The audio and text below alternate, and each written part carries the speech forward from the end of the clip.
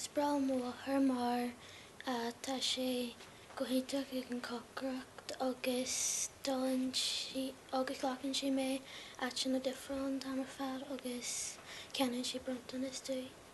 Spráil am mháthair mar deanna muid rudaí le chéile agus dá muid amach ag an parc agus ben crack maithíochaín agus dá deanann sé an den cochracht agus deanann sé mo party dú so spráil mí.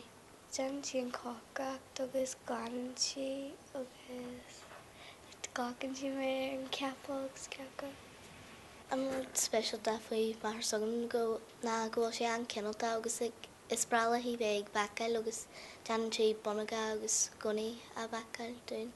Deanann sé an daingeal gheathlá agus deanann sé dhíthúil an teach a choinneáil maith ach ben sé sin ag an teic agus ben má dheardaí feiceáilin agus níl má dheardas maithas mami.